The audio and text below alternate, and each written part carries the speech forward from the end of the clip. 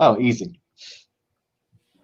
Hey everyone, welcome back. We are on episode 2 of the Orlando Homeowners Show, where we bring in professionals, experts, talk about the market, the industry, and we're excited that today we've got Dustin Owen, the Regional Vice President for Waterstone Mortgage, oversees 8 branches throughout the entire state of Florida. The flagship branch here in Winter Park is the #1 performing branch nationwide. So we're going to talk to you about what the current interest rates are doing for you to plan your next home purchase. If you're selling, how it's going to impact the inventory. And also some refi possibilities, not only with just natural changes, but also with the new president. So stay tuned and we'll be right back.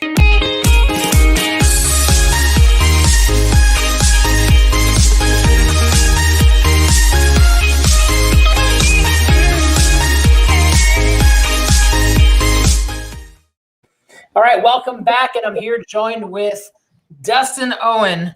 How are you, man? Thanks for joining us here for the Orlando Homeowner Show. I'm doing fantastic, Rick. Thanks for asking me to be a part of your show. I'm stoked that you're doing it, and I'm excited to be a part of it. Yeah, I appreciate that. And really the intention is so many times we're asked through just regular networking or parties or cocktail about what's going to happen with the interest rates, what's going to happen with inventory. You know, we've been in the seller's market for the last decade, and for the last 3 and 4 and 5 years, all the experts are saying we're due for a shift. Yet we're not seeing that shift come. In a large part, I think the reason why we're not seeing that is demand is staying outrageously high because interest rates are outrageously low. We've been saying historic low at 4%, but frankly, right now, if we locked in a buyer at 4%, they're going to go, what happened? Yes. No, if you're locking a buyer today at 4%, a couple of things are going on. Maybe they're buying an investment property. Investment properties have a higher risk. Therefore, that risk is priced into the interest rate, or that person may have below average credit, at which point that poses an additional risk. Therefore, that risk gets priced into the rate. But no, if you're locking in an interest rate on a home loan today, you should be at or below 3%, given the day, given what's going on in the market, etc. So let's talk about it a little bit, because I do want to educate those out there who are shopping, even if it's realtors, and how they can better, convey this, because we're often, as a realtor, clients will ask us, and I will say enough, and then I will pass it to the experts. And we've been working with Waterstone. Dustin, I met you back 10 to 11 years ago when I started this gig. Yeah, were you originally referred to me as a potential client? Like before you had pivoted into your real estate career? I want to believe that maybe. Yes, you did my first loan in 2008, I believe. That is crazy. Yes. Yeah, so there we go. 12 years ago, when I was a social worker doing child welfare, you gave me my first loan. Look at that. There we go. And here we are.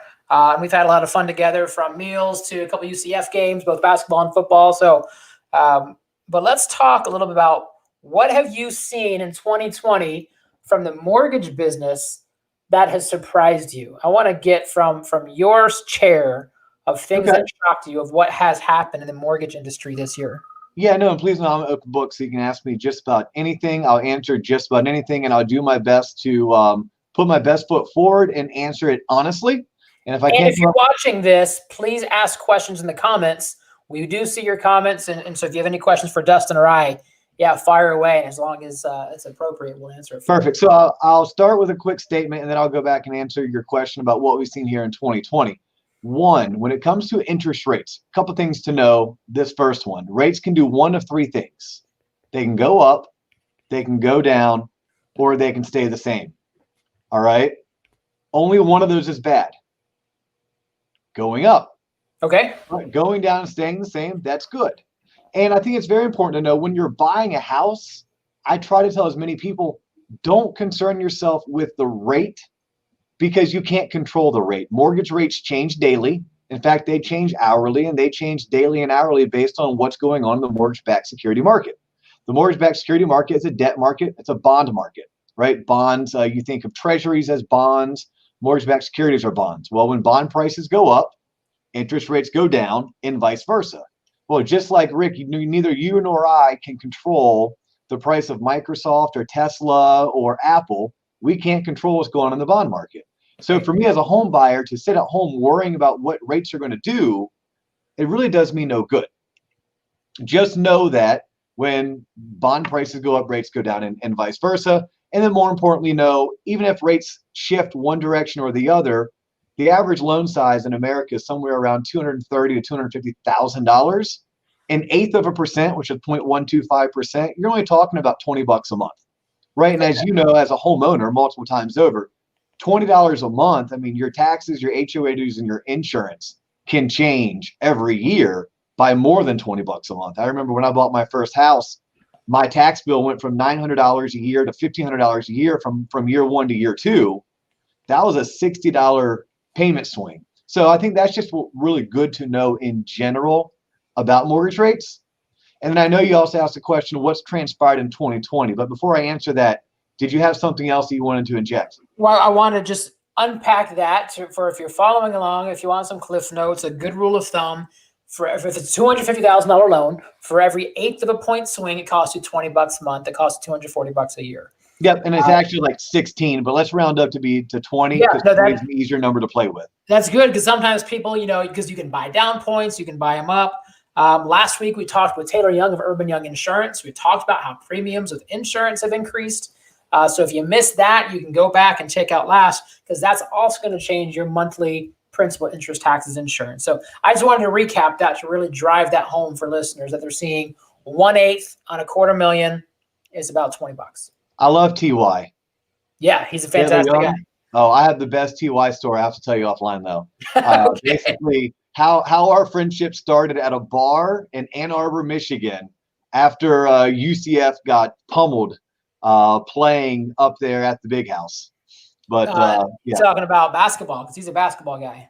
He's a basketball guy, but he was up in Ann Arbor for UCF football. Gotcha. I was up in Ann Arbor for UCF football. Coincidentally, both ended up at the same bar after the game. Somehow connected, 2 a.m., sharing an Uber ride back to the hotel. It was craziness, but yeah. He might pull the fee before to get any more details. So yeah, that's the offline. So let's keep going because you mentioned that was some 2020 kind of baseline, but you're going to add to that. What else were you going to add there?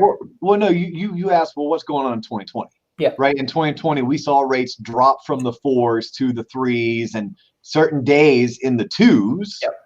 Right, and well, what happened was the coronavirus happened. And the coronavirus saw massive amounts of furloughed workers. We saw massive amounts of economic hardship, both in the business sector, especially travel and tourism, all the way to the impacts on employment and layoffs and unemployment. So what happens is the federal government steps in and they're like, well, how can we help? Okay, well, we can send everyone that qualifies or that meets a certain box, we can send everyone a check for $1,200. All right, that's a good start, yep. But how else can we help? Well, let's make borrowing cheaper, right? Because historically, when you make borrowing cheaper, then people are more willing to go out and spend money. If people are spending money, that's good for our economy. That's very pro-economics, right? So I mentioned earlier that mortgage rates are determined by the mortgage-backed security market or the debt market or the bond market. So it's not like the government can wave this magic wand, right? So they wave the wand and poof, rates go lower. That's not how it works. So what the Federal Reserve does, and they're giving the full support from the Congress and the Senate to do so, they go out and they state, well, we have X amount of dollars. We don't have a magic wand, but what if we can start purchasing these bonds? We can start purchasing these mortgage-backed securities. Well, by doing so, they artificially create demand.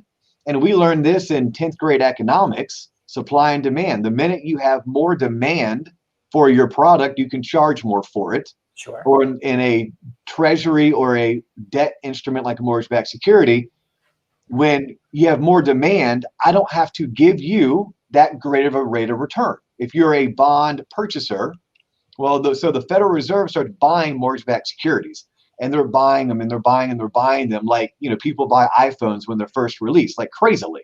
Sure. Well, all of a sudden, all of that demand increases the price of mortgage-backed securities and decreases the yield. The yield is your interest rate and my interest rate. So we saw mortgage rates drop by almost 100 basis points, or 100 basis points is 1%, okay, virtually overnight, or what seemed like overnight. as a result of COVID, as a result of the government stepping in to go, how can we help? Yes. How can we keep the economy afloat? Let's throw it a life jacket. Now they've stayed low. I locked in a refinance with your company back in August. I locked it in at 265. Essentially, I had a waiting game with the lender who we're using over there. I said, I don't need to do it, but when you see it, lock me in. Yeah. Right? I was just patiently waiting, yet they've stayed low. And we've seen something hover that right now in today's market, it might be at 3, give or take a quarter of a point. So is the government still doing that? Or do you expect them to take their foot off of that gas? No. First, okay, so let's talk about what you expect to see. Yeah, and no one's going to hold you to this because there's no crystal ball because you don't know it. And if you did, you would be on a yacht somewhere, right? Yeah. If you could predict the market like that. So I say that all the time to people. I'm like, look, I can't predict where interest rates are going. And if I could, you and I wouldn't be having this phone call because I'd be on my yacht in Tahiti. Right. So no, I'm sitting in my my office in Winter Park, Florida, looking out at the skies, and there's a tropical storm out there. That's what I get to do today. I've got the same one. Yeah. So the speculation conversation from a really smart guy who's been doing this for a really long time. Historically, we've seen interest rates increase after presidential election, which we're right in the back end. And historically, I think the last time we saw it above 5% was in January 2019, if memory serves. Yeah. For like a minute and a half. Your memory would serve better than mine. I literally can't remember what was yesterday or what's tomorrow. I do know that when Trump was elected in 2016, we saw interest rates spike. A little bit of that was a knee-jerk reaction, right? We also saw a surge in the Dow Jones Industrial. That was a bit of a knee-jerk reaction. People were maybe a little bit overly optimistic about what a environment would look like with less regulation. But what we will see going forward is we will see rates go up, right? All things considered. They have to go up. Well, yeah, they have to. And by the way, we want them to go up. They're down right now because we're in a bit of an economic crisis. Like, we don't want to stay or prolong any type of economic crisis. And in fact, just this week alone, interest rates have spiked. And they spiked, one, because the election results are deemed to be a little bit pro-economy. And more importantly, on Monday, it was announced that there's a potential for a legit COVID vaccine. And then on Tuesday, it was announced that there's potential for a legit COVID treatment. Well, the market hears that. You got to think, the market, when we talk about the market, we're talking about stocks and bonds for the most part. And the market, to me, my opinion, it operates like a 15-year-old schoolgirl. Very emotional, very knee-jerk reaction. Many times it overreacts. But like a 15-year-old schoolgirl, it will take a deep breath, take a step back, and eventually the dust will settle. So what we saw is if you tune in, you've seen the stock market 2 weeks in a row do really well. Right, it did really well towards the end of last week after the election results were a little bit more clear. Yep. Friday, we saw the Dow Jones Industrial actually take a hit or drop a little bit, and that was because of the fear. Again, a 15-year-old schoolgirl, right? So the fear that the election was going to be opposed and end up in the court system, and the market doesn't like uncertainty. The market doesn't like strife. Well. But the market loves knowing that things are going to start heading back in a positive direction. So anytime you see stocks go up, you're going to see mortgage rates go down. That's about 88% accurate. When stocks go up, rates go down. I'm so sorry, I said that wrong. When stocks go up, rates go up. Okay. When stocks go up, the price of bonds goes down. And because the price of bonds has a inverse relationship with the interest rate, when we see bond prices go down, we see rates go up. So when you see stocks go up, you also see rates go up. And the reason why is that, let's say there was $10,000 for Rick Bosley to invest in the market. Well, when the economy is bad, Rick's going to be like, ooh, I don't know if I want to go in stocks. Stocks are too volatile. Let me go park them into bonds because bonds are more of a safe haven or a guarantee. When that happens, those price of bonds go up, the rates go down.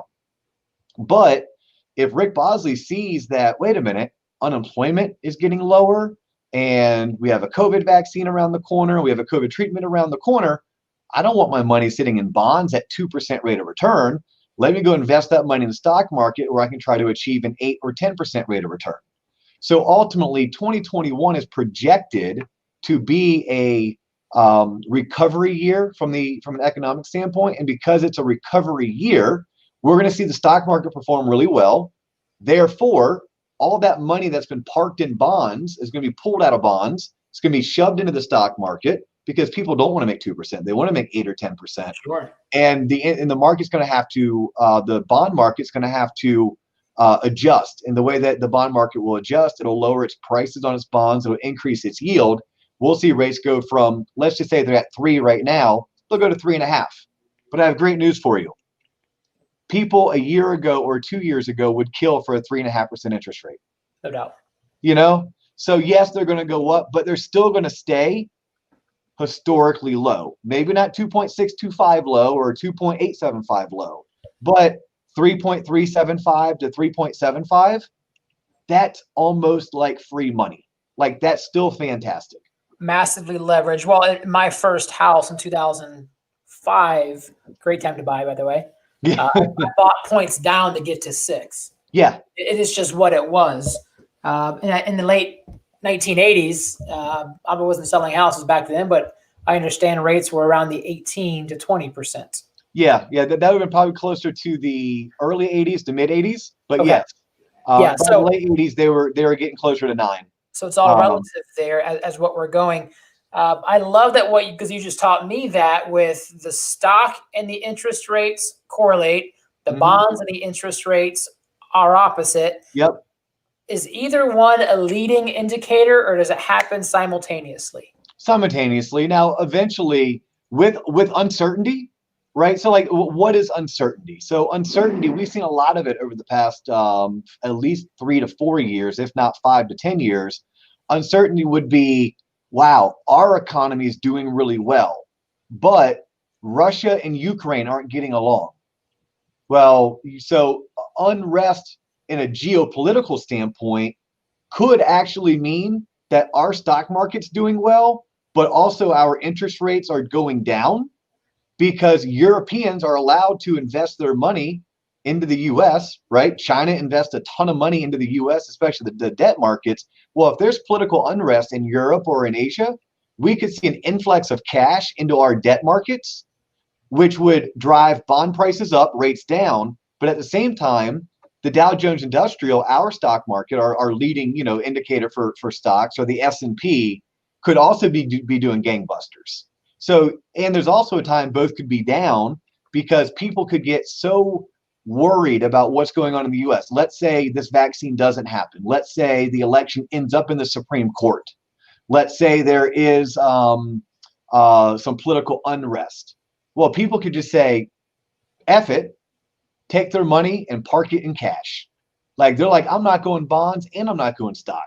Until you guys get your stuff figured out, we're going to take our money, we're just going to park it on the sideline and wait for the dust to settle, at which point you can see rates go up and the stock market to have a really bad day or a really bad week. That doesn't happen often, but that does happen. That could happen there. Yeah. All interesting stuff. All right. So you touched on it a little bit, that magical, dangerous word called furlough. Okay. And for a lot of people, I had some listings included that they see furlough as this amazing opportunity. And when you really look at the fine print, it didn't just take your loan and say, we'll put it in the back end. It said, hey, don't pay us for 6 months. You won't go in pre-foreclosure. Yet on day 6 months and 1, you owe me 6 times mortgage plus 1. Also seeing some fines being on top of that tacked on. In December is kind of the time that we're going to start seeing some people come off furlough. You mean forbearance? Yes. Yeah, forbearance. Unemployment. Yeah. Thank you. Yeah. That F word. Yes. Forbearance. You're going, Rick, what is he talking about? Forbearance. I mean, furlough is bad too. Yeah. So that was a whole different, almost a false pseudo unemployment rate. But forbearance. So talk to me about what you might expect with forbearance So I'll Because start when with I the good look news. at the existing REOs in Orange County and in Seminole, um, historically, there's about 25% in pre-foreclosure as existing foreclosure. So a quarter of it. In Seminole and Orange County, we have 2.5 times in pre-foreclosure than we do existing, which tells me there's going to be an influx in that. Is that just in the forbearance, or talk to me what that might be from your perspective? Yeah, I'll walk you right through it. So forbearance obviously is when if you are impacted by the worldwide pandemic, you can call your lender and not make your mortgage payment for a set period of time, whether it's 90 days, 120 days, or maybe even extend it out to almost 12 months. The CARES Act affords certain individuals certain rights, depending on what type of mortgage it is, who it's through, and what your particular circumstances are. But forbearance doesn't mean you never have to pay the money, right? Forbearance just means that you don't have to pay me now, and I'm not going to report you as being late, and I'm not going to start the foreclosure process, right? It's an agreement. And know that forbearance is allowed even when you're not in a worldwide pandemic, okay? But you have to be able to prove your case to your lender. It's not just something that, again, a magic wand is waved and you can go into forbearance. We used to see forbearance usually when during a hurricane season or a national or natural disaster, fires, hurricanes, et cetera, tornadoes, where if you're in an area that FEMA designated as disaster area, then your lender wouldn't make you make your payment for usually 3 months. During those circumstances, when you're in forbearance, what they didn't tell you is that, hey, when you come off forbearance, not only do you need to start making us payments, but you owe us those 3 months, like right now, like Yeah. pay me. Yeah. At which people, if your mortgage payment's $1,500 a month, that's $4,500 do you have readily available? Many people, A, didn't have it, and B, weren't fully aware of it. With the COVID-19 forbearances, I have not heard of one servicer who is doing that. That was a fear. We feared that as an industry. Okay. And we lobbied hard. And quite honestly, the Mortgage Bankers Association, our national lobbying group, so I guess it is our national lobbying group, it's also our national trade group. They actually even stepped up to the plate and made comments to their members saying, "Don't do it. Like, don't be a jerk. Although you have the right to have someone not make a payment for 6 months because they're in forbearance, don't turn around and ask them to pay you 8, 9, or 10 grand. Most forbearances, the money that wasn't paid is being tacked on to the end of the loan. Okay. But each servicer is different. So if you are a person who's in forbearance or you need to go into forbearance, these are definitely things that you want to check with your servicer and understand what I call the fine print before you say yes. But one last thing on forbearance, the good news is less and less people are in forbearance. So just 3 or 4 months ago, almost 10 or 12% of all homeowners were in forbearance. What we saw is that half of them, for the most part, they didn't need it. They were taking advantage of a situation. It was like, Yeah, they oh, might have some unknown in their company. They're not sure. They want to go reserve their nest egg. yeah, yeah. And quite honestly, of the 50% that signed up for it for not needing it, half of those people still made their mortgage payments. Like it was truly a safety net for them. Yep. Now, what we're getting ready to see, and I think what you're alluding to, Rick, when you're talking about the free foreclosures in our local counties, Orange and Seminole, what you're seeing is that we're about at 5 or 6% nationally of people in forbearance. Unfortunately, those are the people who needed it. So those are the people that if it doesn't get extended, if there's not some kind of a HEROES Act that's passed in January or February and forbearance isn't extended, look, they still don't have their jobs. Disney's not running out to rehire. In fact, Disney did more layoffs, Right. as did Universal and Marriott and Hilton and various companies that represent travel and tourism. And I do think that of the forbearances that are left, those are the ones that are probably the most concerning in terms of inability to make their payment. They're going to need to disposition their home. Now, you're the realtor, not me, but I try to tell my friends who are neither realtors nor lenders, this isn't 2008 all over again. The good news for these people that are unfortunately underworking or not working and they can't make their mortgage payment, there's a good chance they're sitting on a boatload of money. Yep. They have equity. Yep. Yep. So they're going to have to call someone like you or call you, have you list their home, let them cash into their equity. They're going to need to find temporary housing, whether it's with family or whether it's taking that equity, putting into a savings account so they can afford rent at an apartment complex or a home. And more importantly, correct me if I'm wrong, our market, just like 98% of all other markets throughout the US, would love those listings. Like we really could use an influx. If 10,000 homes were dumped onto the Central Florida real estate market, it would be a phenomenal thing, would it not? Yeah, so it's interesting to talk about buyer or seller market. The balanced market is 5 to 7 months of inventory. If you're above 7, it's a buyer's market. They've got options. We were up in the 20s back in 2009, 10, 11. We've been sitting at around 2, give or take, months of inventory. So essentially, if we sell about 3,000 to 3,500 homes a month in Central Florida, we're sitting at about 7,000 homes of inventory. If we no longer list houses in 2 months, we've got nothing left. And that's keep driving prices up. Price points have gone up about 10% year over year in volume. And so people who are waiting for the market to shift until next year, I'm going, while you're waiting, interest rates are going to likely be higher because you can't get more than 2 5/8. And the volume or the price point will go up by 10%. So you're going to get double whammy of paying a higher interest rate and a higher price point. And you can't play the market like that. Yeah, so think about this, 0.5%, good news, bad news. Good news, it's only about $125 a month on the average purchase price. Bad news, it's $125 a month. That's $125 a month that you could be putting into your kid's 529, into your 401k, into an IRA. $125 a month you could be applying towards paying down that student loan or paying it off. And $125 a month, that's about $25,000 in purchase price. Yeah. So by waiting, not only did the price of your home go up from $300,000 to $308,000, but your interest rate just went up 0.5%, and it's a double whammy. The $8,000 is about $40 a month on your payment. The 0.5% is an extra $125. You're $165 more a month, or roughly $30,000 in purchase price. Meaning, the payment on a $300,000 home today, a year from now, that's a $270,000 home, or it's a $330,000 home in today's market. But I think it's key for people to know, and I, like you, get this question over and over and over again. You just said that here in Central Florida we're selling 3,500 homes a month. Yep. So if 10,000 homes all went into pre-foreclosure, all 10,000 people had to list their homes, that's only 3 months supply. That still means we're in a seller's market.